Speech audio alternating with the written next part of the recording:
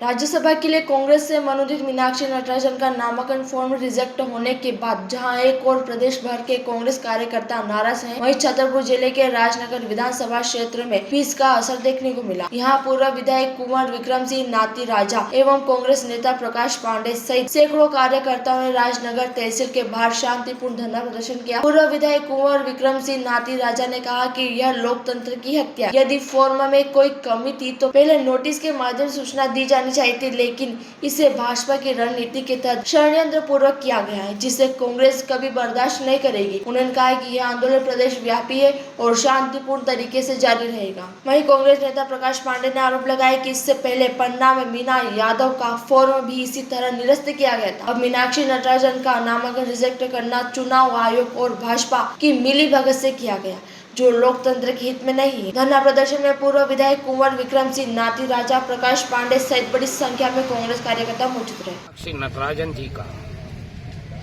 जो नामांकन था राज्यसभा के लिए, वो रिजेक्ट कर दिया गया। वो रिजेक्ट किस बात को लेकर के कर दिया गया कि कभी किसी को यदि नोटिस मिला हो किसी चीज का, जैसे भैया हमारा किसी संपत्ति का अगर किसी से विवाद है तो वकील का अधिकार होता है, क्लाइंट के वकील का अधिकार होता है कि वो दफा 80 का नोटिस दे सकता है। मानहानि के लिए भी दफा 80 का नोटिस दिया जाता है। लेकिन साहब, ये तो इस तरीके का आपने पहले भी देखा कि मीरा यादव जी का फॉर्म रिजेक्ट किया गया लोकसभा के चुनाव के अंतराल, और भी ये मीनाक्षी नटराजन जी का किया गया। मेरा तो कुल मिला के एक सोचना है कि मोहन जी जो अपने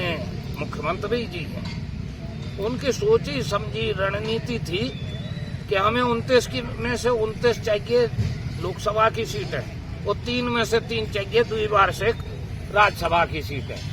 यही कारण था उन्होंने पहले प्रयास किए, कांग्रेस के विधायक उनके साथ में गए नहीं। इस वजह से उन्होंने कुछ न कुछ एन केन प्रक्रेन बहाना ढूंढ करके मीनाक्षी नटराजन जी का नामांकन बर्खास्त करा।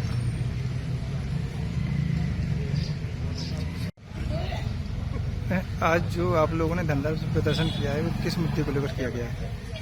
आदरणीय पत्रकार बंधु, आप भारत के चौथे स्तंभ है। पूरी भारतीय राजनीति की आपको जानकारी है।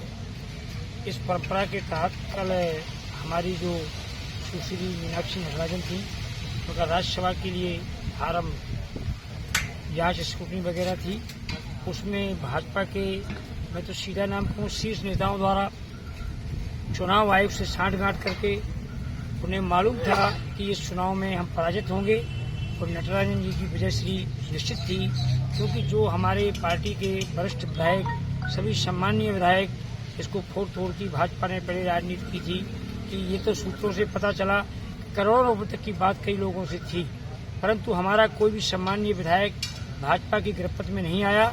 तब उन्होंने केंद्रीय सरकार के बड़े नेताओं के जो स्वयंभू हैं, उन लोगों ने चाल के प्रदेश के मुख्यमंत्री को भी इस बात की जानकारी सूत्रों के द्वारा है कि अब हम हार रहे हैं चुनाव, तो उन्होंने पूर्व परंपरा अपनाई जो पन्ना में अपनाई थी।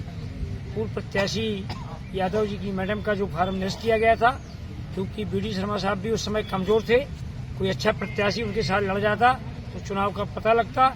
इसीलिए उन्होंने लोकतंत्र की हत्या करने के लिए किसानों की लड़ने वाली नेत्री, महिलाओं के साथ लड़ने वाली नेत्री नटराजन के फार्म को निरस्त करवाया है। ये बड़ी विडम्बना है। भारत के चौथे स्तंभ में आप, हम आपसे गुजारिश करते हैं, इस मुद्दे को हमारे पूर्व विधायक जी ने उठाया है, बहुत अच्छा उठाया, और सारी कांग्रेस पार्टी हमारे जिले की सब धरना प्रदर्शन पर है, मध्य प्रदेश की है। और इस मुद्दे को आप लोग भी उछालिए तो लोकतंत्र की हत्या इस तरह नहीं की जाती है। चुनाव लड़े जाते हैं और चुनाव लड़ने के बाद हारे और जीते जा सकते हैं, परंतु जब फार्म ही हमारा निरस्त हो जाएगा, अब भाजपा जीत गई है और आगे जो भी चुनाव होंगे वो सब चुनाव में यही रवैया अपनाएगी। इसीलिए ऐसे चुनाव आयोग के प्रति, ऐसी सरकार के प्रति हम लोग शांतिपूर्वक उपवास धरना दे रहे हैं कि मीनाक्षी नटराजन का फार्म स्वयं में सही होना चाहिए। इसकी जांच के लिए हम लोग बैठेंगे। छतरपुर से भरत यादव की रिपोर्ट।